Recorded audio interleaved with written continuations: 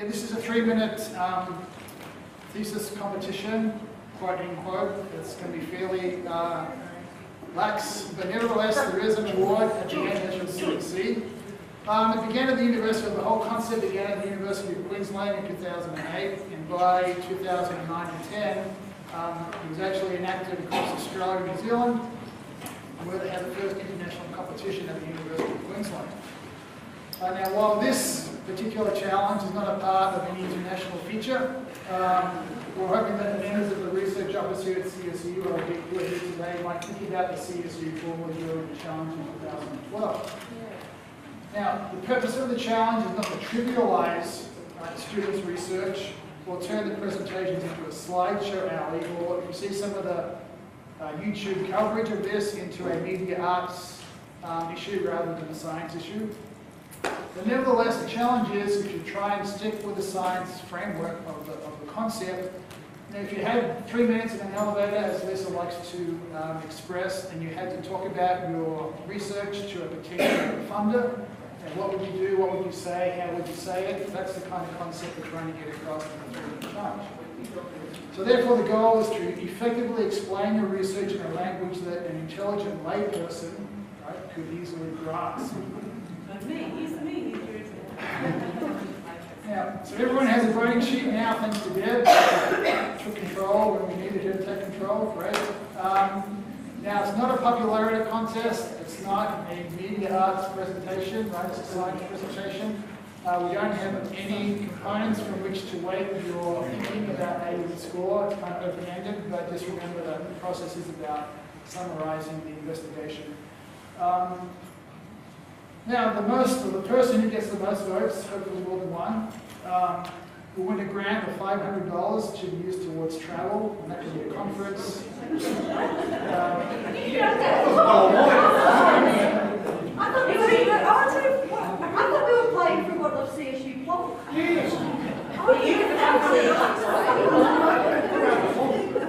Okay, audience, you're talking soon and you only have 3 minutes. And there are a number of other specialised prizes to ensure you never forget your first 3-minute thesis challenge. I couldn't find any used trophies at the offshore. Oh, we have no other prizes. I think something special to remember. Okay, so you have 3 minutes, the bell will ring, this funny thing, when you have 30 seconds left, and then the second time Second time, it'll be the same ring, but if you hear it twice, you know it's time to get off. I've got a big hog out the back. Okay.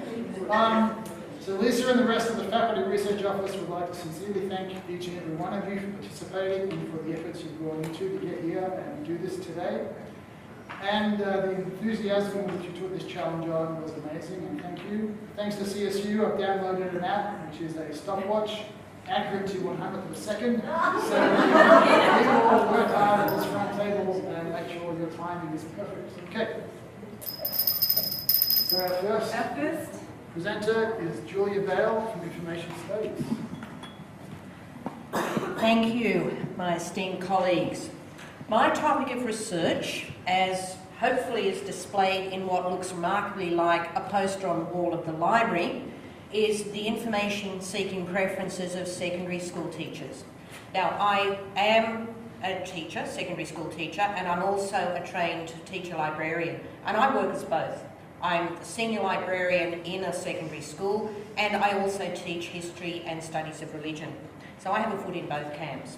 But what did my research uncover, as I'm nearly at the end of that happy journey? Firstly, I was interested in discovering what resources teachers go looking for when they're setting up for a research area, and they haven't studied in that topic area for quite a while. Most importantly though, why? Why do they choose the resources that they prefer? So we have here a very quick trip through, certainly from the questionnaire, and this was backed up with the interviews. They overwhelmingly prefer their own resources, but books are still important, particularly to human society and the environment teachers, such as history teachers. On the other hand, websites, growing popularity, particularly with the science teachers and the maths teachers, but history was not far behind at all. Information professionals such as librarian, less the first choice, but still very highly regarded. Locations, own area of expertise, your own bookshelf at home or maybe at work, definitely dominated, with the library coming there, up there, but again, not always the first choice of the majority of participants. But the most important thing was why. What motivates teachers to make these choices and what demotivates them to choose something other than what I'm interested in, school library or the services of the school librarian. And it ended up situational, cognitive and affective factors. Situational being whether the library is open or shut, so they can't get in, whether there are never any books on the shelf, true, they've never been brought into that collection, opposed to cognitive, whether there's an assumption that nothing in the library will be worthwhile, so I'm not going to bother to go. That's their understanding, and it may or may not be true. And affect, which is the library might be the most fantastic institution, but I'm not going to be dragged kicking and screaming into there because that librarian is a dragon from hell. Now, when I talk to people, everyone remembers a good and bad librarian from their childhood or maybe more recently, as we're all learning. Similarly, they'll have a positive library moment and a positive librarian moment. And what my teachers in the 27 interviews said to me was basically a lot of the affect occurred when they were in school libraries. This is so important then, if we understand affect rules, which was one of the gold nuggets that I got, it's vitally important that we have the right people placed in the school libraries and that they're used collaboratively. The other was, there's a library canon. Expectations will be for the nice librarian or for the evil one. Your choice. Thank you very much. All right, we have Catherine Hobbs from the Murray School of Education. This cartoon is a representation of young children as they start primary school. You can see here children negotiating a canyon as they move or transition from their preschool settings to school. This great divide exists because preschools and schools are different in terms of their physical environments, their approaches to curriculum, and the supports children receive there. You can see here that starting school could be very exciting for children, but there could also be difficulties as children negotiate this journey. We know from previous research that starting school is a really important time in the lives of children and their families, and that the type of start, the kind of start that children make to school has an impact on their later academic and social lives. One thing that transition to school researchers have recommended to support children to make a great start to school is to have communication between their preschool teachers and their new school teachers. This is seen as providing one of these bridges. Communication between preschool and school teachers is promoted in early childhood policy reforms, and it's a practice that's increasingly expected to occur. However, in terms of the research literature, we really know very little about this. So I ask you, if we don't know much about it, how can we guide policy and practice in this area? How do we know that preschool and school teachers talking to each other makes a blind bit of difference for children starting school?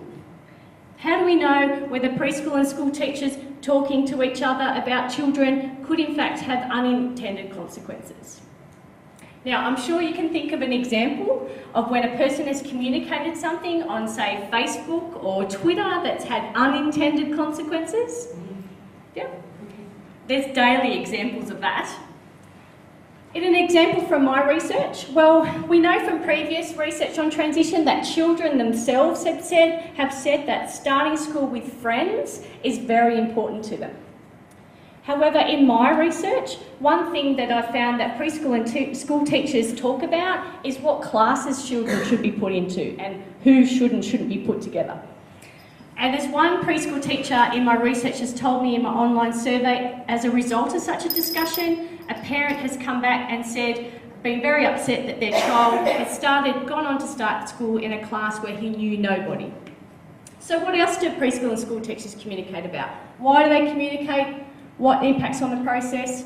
And what are the outcomes of having communicated? We need to know this information so that we can consider how to approach teacher communication in the future, and whether sometimes more communication is not necessarily better. Thank you very much. We have Richard Wartho from Information Studies.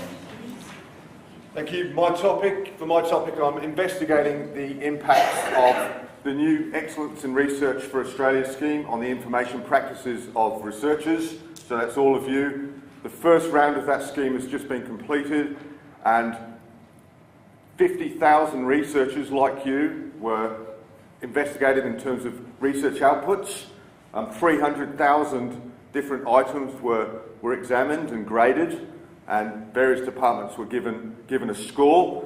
Now, this scheme, the ERA, is an example of a national research assessment exercise, and these have been conducted all over the world in recent years, and they're part of a neoliberalist agenda, hence the slide. And this agenda has been pervasive throughout the world, fall of the Iron Curtain, different measurement techniques in primary schools, for example, everywhere. But in terms of higher education, it's definitely been very influential in influencing what departments exist and what don't, student numbers, all that sort of thing, schools closing, academics being employed or not employed. In terms of research, it's had very big impacts on what people publish and why and where. And this is really, really important. As part of ERA 1, a journal list of 20,000 journal titles was created, and those journals were given gradings between A+ and C. This dramatically affected what people publish and where they publish. So to some extent, anecdotal evidence is suggesting that journal editors are really dictating what people research. People are targeting specific journals, and by targeting specific journals, they, in some ways, are changing their methodology, and in other aspects, they're changing completely what they're researching. So is this a good thing that research agendas are dictated in this way? So in my research, I want to interview 12 academics from different departments, and I want to look at the work they've been doing pre-ERA, during ERA 1, and now during the second incarnation of ERA, when the journal list has been changed. This is obviously really, really important. What I'm going to do is use a theoretical framework based on practice theory, because in my opinion, this whole area has not been investigated properly, and one of the reasons it hasn't been investigated is we've used primarily an individualist perspective to try and understand information-seeking behaviour. And this hasn't given the full story. So what I'm trying to do is use practice theory in this way to hopefully reveal some of the more profound impacts, and I'm going to use a case study methodology primarily informed by Robert Stake. Thank you. Okay, next we have Kate Crow from Teacher Education. This is Sasha Cohen. She's an Olympic figure skater, and when I grow up, I want to be Sasha Cohen. But there's a few reasons that I probably won't be. Our parents made some decisions early in our development that have shaped the ways that our lives have played out. Her father was an attorney, and mine were high school teachers. Her family had financial resources that my family couldn't even imagine. Her family valued physicality, and my family valued intellectual skills. So she's got an Olympic silver medal, and I have half a PhD, and a serious case of adult onset skating syndrome. So who our parents are, what they do, what they value, and the resources they have available to them makes their decisions about what our lives will become. This is important for the children with hearing loss I work with. My PhD examines the choices parents make about how their child with a hearing loss will communicate. How do parents decide if their child will sign or speak, or sign and speak? Are the children's skills the outcome of a particular communication mode, or is it the choice of which communication mode they use that determines their outcomes? In researcher talk, should communication mode be considered a predictor variable or an outcome measure? The answer to this question is one of the aims of my PhD, and it will affect the way that research about children with hearing loss around the world is considered. I want to tell you about my friend Karina. This is not Karina, but we're pretending that's Karina. She was born profoundly deaf and got a cochlear implant when she was 5. And by the time she was 6.5, she still didn't really have any language, so she went to a signing school. By the time she was in year 10, she was doing okay. She had written English, she had some academic skills. Not great, but she was okay. And then she asked her mum if she could get her L's. Her mum said no, not until you learn to talk. This is a true story. Her mum felt that Karina signed because she was lazy and that she couldn't listen and talk because she wasn't trying hard enough. When Karina was wearing her implant, she was able to tell the difference between and. But that was all. So how was she supposed to learn to talk at that point? Now, conventional research treats Karina's poor outcomes as a consequence of her signing. Children who sign have poorer outcomes.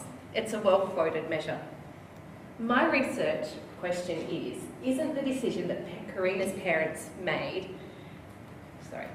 my question is, isn't her parents' decision that Karina should sign a consequence of her poor early communication development? In this case, the communication mode is really a predictor variable and not an outcome measure. And Karina's parents had reasons for making the decisions they did. They were recent immigrants, they had low education levels, they had low-paying jobs, and they had poor English skills. They didn't have abundant financial and emotional resources. By understanding how parents make decisions for their children, we can understand them better and support them and give them the information they need to make informed choices. Okay, next is Tamara Cumming. Tamara. Tamara, thank you, from Teacher Education. Okay, so when I really started looking for a PhD thesis topic, the Early Years Learning Framework had just come out. That's a national curriculum guiding document for early years educators. And as I read the EYLF, I noticed all the way its educators were advised they could be meeting learning outcomes. Here's a flavour. They should model inquiry, model mathematical and scientific language, model reasoning, predicting and reflecting processes, teach, intentionally scaffold, transfer knowledge, think, be attuned, read, incorporate, ask and answer questions, integrate technologies, acknowledge, respond, support, nurture, build upon, recognise, interact, and find ways, and so it goes. As I noticed all of this, I thought, that's complex, and crikey, we expect a lot of early childhood educators. And that's what got me started. Next I got to thinking that we know from the literature that keeping educators in workplaces and in the field more broadly is really important for quality outcomes in early years settings, especially in the 0 to 5 years. But there are ongoing rates, high rates of staff turnover and high rates of educators leaving, especially the 0 to 5 years part of the field. We've got some research that tells us about the impact of poorer pay, status and conditions on those rates of turnover and attrition. And there are differences between idealised images in teacher preparation and the reality of the world of work, and there's some of the reasons for the instability. Policy antidotes have tried to suggest that train to retain is a good strategy, that simply by training, giving people additional training is going to retain them in the field. But then I reflected back on what I'd noticed in the EYLF and what I know of early childhood practice, that it's complex, that it can be stimulating intellectually and that it's socially important. But also that in every moment of this complex, stimulating, worthwhile practice, multiple influences have to be negotiated. There are ideas that teachers, educators have learned about to do with being child-centred, developmentally appropriate. There are ways they are told to feel, the ways they feel, the ways they're told they shouldn't feel. There are regulations, standards, frameworks and guidelines to consider, reflect upon and implement. There are ways that educators are told they should be professional, caring, socially just and emotionally available. And there are their own values, their professional values, and the space in between where they know what they should believe but they don't. And so it's really difficult to do things differently. All of this has to be weighed up, processed and enacted, not just once, but in every moment of practice. And we know a fair bit about all of those influences, but we don't know much at all about how educators are negotiating those influences. That's what my research is about. I hope it'll help us understand, recognise and advocate for what sustains educators professionally and as individuals. I hope that it'll affect what policymakers implement And I hope that it'll help children and families to have engaged educators who can stay in the field because they have ways of managing and negotiating without burning out or moving to where they think the grass is greener. So yes, we have already up here Wendy DeLuca. Okay, I'd like to start with a story. It's a story about an Afghani goat herder, or it could be a story about 6 US Special Forces soldiers who had parachuted into Afghanistan and were waiting in a secluded mountain pass in the mountains for nightfall, for when it was their mission to actually recce a potential Taliban stronghold. At this point, the Afghani goat herder came across them and sprang them in their hide as he was passing through the pass with his flock of goats. The soldiers now face a critical ethical decision. Do they kill the goat herder, thereby eliminating any threat to themselves and to their mission? Or they can see that he's not armed, therefore a non-combatant. Do they let him pass and go about his business? Well, what would you do? What actually happened was that the goat herder went about his business. He went back to his village and informed the local Taliban agents. The ensuing firefight resulted in a number of Afghani casualties, and 5 of the 6 US soldiers were killed.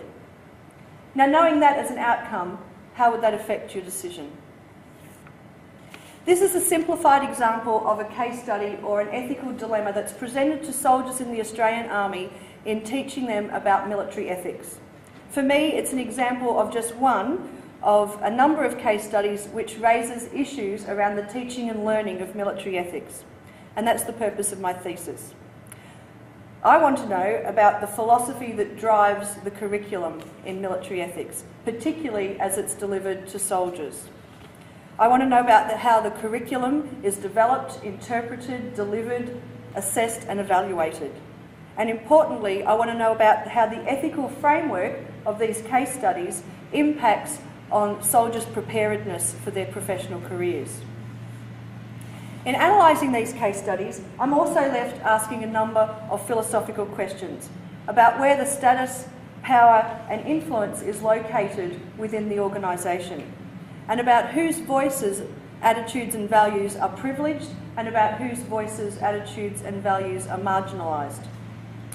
And I particularly am interested in asking about how the case study is used as the vehicle to reproduce, reinforce, or in fact perhaps transform the individual's ethical decision-making ability. This then brings me back to our Afghani goat herder. As a typical case study, how does this narrative, in all its complexities, yet in all its contextualisation, prepare a soldier for what is going to be a professional lifetime of a number of complex ethical decisions that they have to make? Even if the soldier decides to do the right thing by the Afghani goat herd, how does it make him or her a better soldier? And next is Belinda Downey. Okay. Have you ever walked into or walked past a childcare centre or a preschool and seen educators playing with Play-Doh with the children, dressing up in dress-ups with the children, singing songs with the children, and thought to yourself, wow, they really have the fairy tale job. They have the Cinderella profession. They get paid to play all day. Well, like the Cinderella story, the EC sector is actually very gendered. 98.3% of the sector is female. And dominant discourses such as the fairy tale job, the Cinderella profession, or in my study, the evil stepmother, who is the conforming, norming discourses, are influencing how we see that profession. And my study is looking at how those dominant discourses may actually influence professionals' view of their profession. So one of the examples of a norming, conforming discourse is the image of the child, and how that then influences on the image of the educator, and how that influences on how we view learning or education. So take, for example, if we view the image of the child as one of vulnerable and innocent, it automatically puts the tilt of power in a child educator role towards the adult. If the child is innocent and vulnerable, it means that the educator is the knowledge being, the provider of knowledge, and the child is the empty vessel. It means that learning becomes direct instruction. I have the knowledge, I impart my knowledge onto the child. If we turn that discourse around and actually look at children as having agency, empowerment and confidence, then that actually changes the power dynamic within the child-educator relationship, and it actually makes it one of much more balanced. And it also changes our view of learning to one of direct instruction to actually one of co-construction together, meaning that when we're actually looking at them, playing with Play-Doh together or singing a song together, that in fact it's not just play. There's actually learning going on there. There's co-construction with the educator and the child together. So my study will be looking at how those dominant discourses influence the professional working in that sector, and then I'm talking really fast obviously, and what that means then for the children in their care. How is it being reenacted and reproduced with the children that are in their care, and what does that mean for them? And especially when we realise that the majority of women in the workforce are actually white, so the perspectives that are getting put forward, the dominant discourses that are influencing them, are often possibly Western views as well. So whose voices are being silenced, whose are being heard, and what does it mean for the children in the care? Is it being reenacted and reproduced? And what does that mean then as well for society and its continuance with that? All right, next is Maria Navali from Human Movement.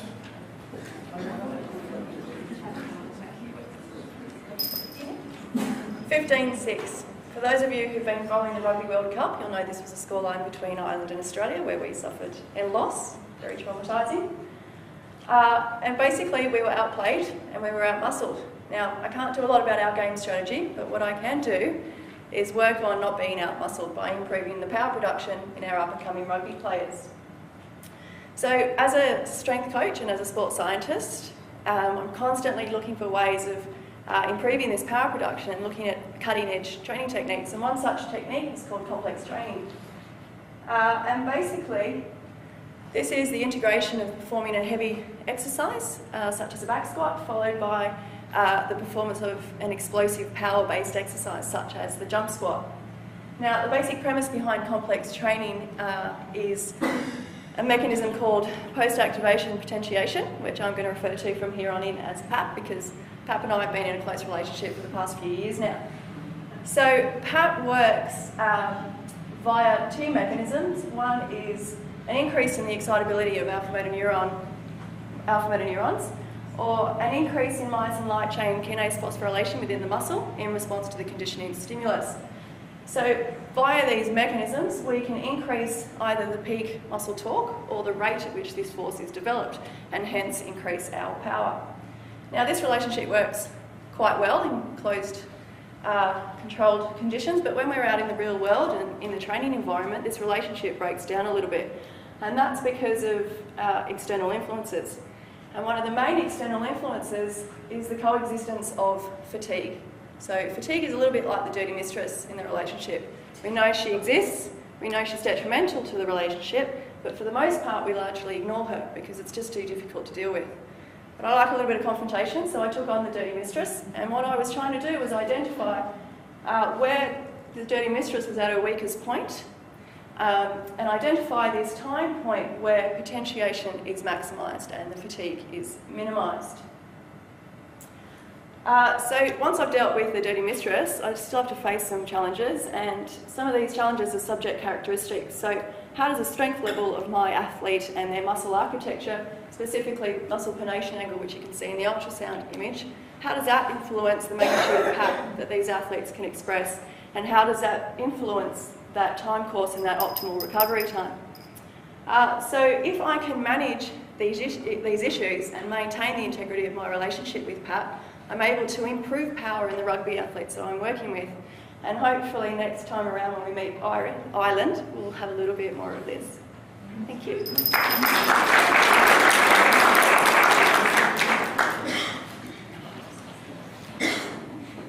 Okay, Amanda Davies. I'm going to invite you to touch my PhD. What I'd like you to do is close your eyes. I'd like you to think about a significant decision you've had to make recently and the context in which you've made that decision. Now I'd like you to think about how that decision might have changed if you had had the opportunity to simulate the circumstances and practice the decision and the outcomes. Thank you. You may open your eyes. This is what my PhD is exploring. In particular, it's exploring the use of simulation in police training for decision making. Surprisingly, globally, we've had a very large uptake of embedding simulation in education programs. What we haven't had is a similar response in terms of researching the outcomes of embedding that simulation. And this is particularly true of police education.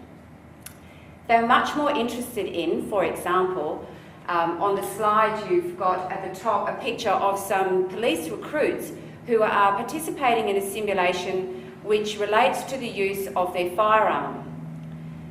The research that's been done to date in that field relates to how much money it has saved the various jurisdictions to use a gas-fired Glock as opposed to using a weapon that fires real bullets. There is no published research about the outcome or the impact on their learning. Additionally, there's no research which follows recruits through a simulation experience into the field and asks them to reflect back from the perspective of the field and their field experience to the simulation that they undertook during their training. So my PhD is following a group of police recruits who have undertaken this simulation process at the New South Wales Police College with pre-simulation surveys, post-simulation surveys and field-based interviews. But not to stop there, these are the junior recruits. I've also done the same for senior police who are training to be commanders in the field. So if you can cast your memory back to maybe a Redfern riot or a Cronulla riot or a Macquarie Fields, these are the officers that are being trained to manage those public order riot situations. There again is no published research about the consequences of using simulation to train them for those very significant decisions that they're going to make in their professional practice. I'm hoping that my research will not only inform in the police community, but in the wider community about embedding simulation in education. Jake Wallace, Information Studies. More than half of Australia's population, about 10.5 million people, use the social networking environment Facebook. So if you've ever liked a political cause or campaign in Facebook, or signed an online petition, you'll know that some of our political activity and the way we form our opinions are increasingly shaped by social media and the online environment. Now, some see this as an extension of the public sphere, the space between government and society, where competing social groups present their points of view and ultimately inform government policy. And a healthy public sphere is vital to a healthy democracy. So does Australia have a healthy digital public sphere taking shape? As someone who was about to become an Australian citizen, that was something I wanted to find out. To do that, I selected a prominent social issue in order to see if there was a healthy debate around that issue in Australian web space. I selected the debate around forestry and native forests in Tasmania. I used some software to crawl through the Australian web in order to identify organisations that were active on that particular issue in Australian web space. I then used a phase of content analysis in order to identify how those organisations made use of social media and web design to campaign and as campaign tools in that digital space. Now, what this shows us is that a wide spectrum of Australia's political activity does extend into the digital space. Websites and social media extend the toolkit of civil society organisations in helping them to encourage both online and offline political mobilisation. They allow low-cost resources for organisations who are marginalised from the political process to have a voice in the public sphere. And the study, the significance of a study like this is that it identifies how we might use technology in order to encourage political participation in Australia and hopefully enhance the quality of Australian democracy. Thank you. Hey, Marcus Kuzman. All right, as you can see, I'm doing a sports-based PhD with basketball, and Australia seems to struggle to win the elusive gold medal or the world championship when we're playing other teams, especially the USA, because they're usually stronger and faster and fitter than us. So my PhD hopefully will help Australia be more competitive, so it focuses on the physical development of elite basketball players. And the PhD basically aims at answering 3 questions that are central to developing elite athletes. They are, what are we aiming towards? Are we aiming towards developing athletes that are more like sprinters or marathon runners? What do we do to get there? So how do we reach that aim once we know what it is? And how do we implement the training program or the plan that we have? So my PhD has 3 pillars as pictured in the slide that it's based on. The first pillar is assessing the game demands of elite basketball competition. So far we know that it has a very high intensity, intermittent type exercise profile, but we don't know how that's influenced by the competition type, by gender, and by styles of play. The second pillar aims at improving training programs. So how can we vary different variables that will have an influence on the training drill and that will ultimately determine what our goal will be. So we now know that the number of players in a training drill has the most substantial influence on the technical and physical load of a basketball drill. The third pillar is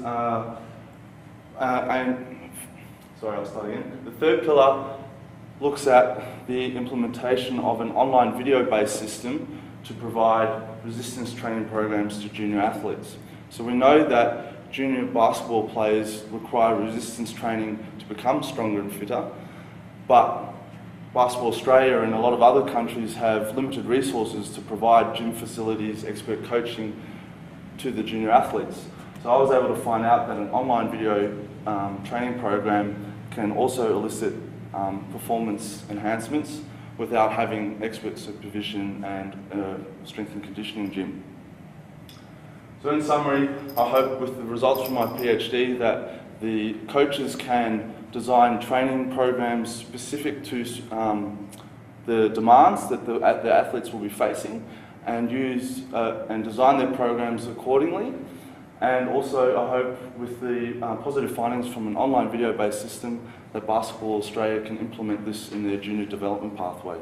And then hopefully next Olympics or maybe in Rio, Australia wins that elusive gold medal. Thank you. Jen Thompson. 3 men walk into a bar, an Englishman, a Scot and an Irishman. The Englishman says, "I have a sniff for brandy, thank you, John." The Scot says, "Okay, I'll have a wee dram of whiskey for old lang syne. Thank you, Johnny." And the Irishman says, "Give us a pint of Guinness, sir, and blow your fucking brains out." An Irishman, an Englishman, and a Scot. So now I want you to complete the following. One's the bartender. Australian. Something else? What's the bartender? Welsh. Excellent. The answer is no. The bar was not tender, the bar was hard. Oh.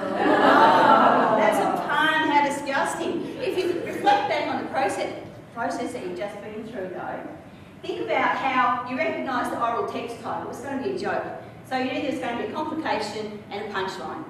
You also started to employ a schema about bars and posturing and how men talk in bars, and you started bringing in your social stereotypes and racial stereotypes about how certain cultural groups behave and how they speak.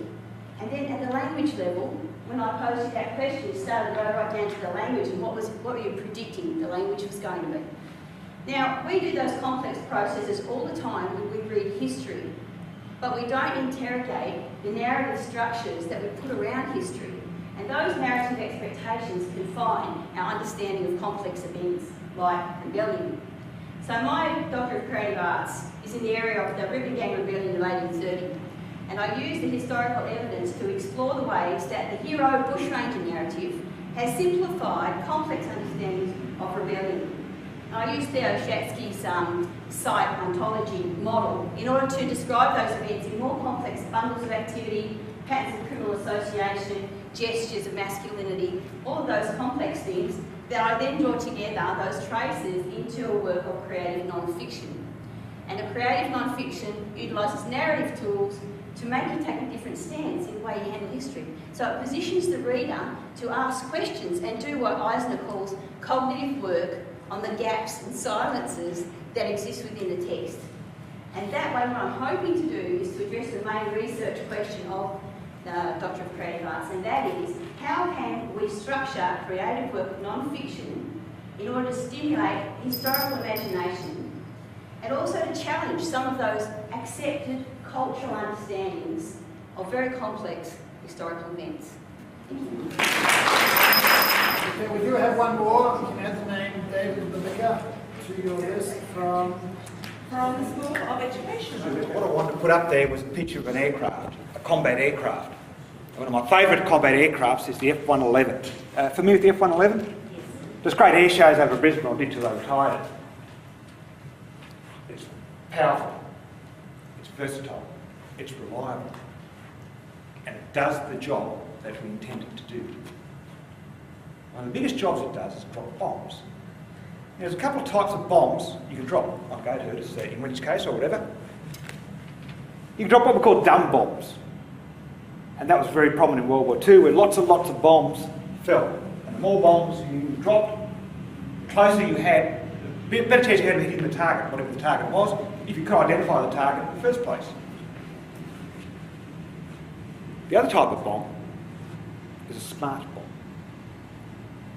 And a smart bomb is one bomb, know the target, and it homes in and takes out the target. I'm in the Air Force, I'm an Air Force officer. I do not fly planes or drop bombs. I do something more exciting. I'm an education officer. Part of my role is to evaluate training and education courses. And the same applies. In the evaluation world, we have lots of clusters, lots of different ways of trying to get the information, and smart ways of doing it. As an example, stayed in the local motel here, and on the TV there was a little evaluation form. Evaluations affect us all, they're all over the place, they're endemic. In this particular one, there's Debbie's name on the front and some questions on the back. Now, without knowing too much about it, making a bit of an assumption here, that's a cluster bomb. A number of disparate questions, doesn't make too much sense to me. And the other problem, which I find, is I don't know what they're going to do with this. Who found this in their motel room? Who's filled it in? Yeah, that's the usual case with these things. A, they're not very effective. People don't tend to fill them in. And if you do fill them in, what happens? If I fill it in and said, for example, the condition of the bathroom was exceeded, whatever that means, but that's another story. Do I get Debbie sacked? I want to transition evaluations, and evaluations in my area, in the Defence Force, are pretty much clusters at the moment. We ask lots of different questions and don't really know what we want from the questions that we ask. And I think that's endemic besides the Air Force. I want to transition from clusters to targeted type evaluations using evaluation utility theory and using a modified grounded theory, make up a matrix to guide people into how to get to that particular target. Not only for the evaluators, but for the organisation, but for the poor people that fill these in all over the place.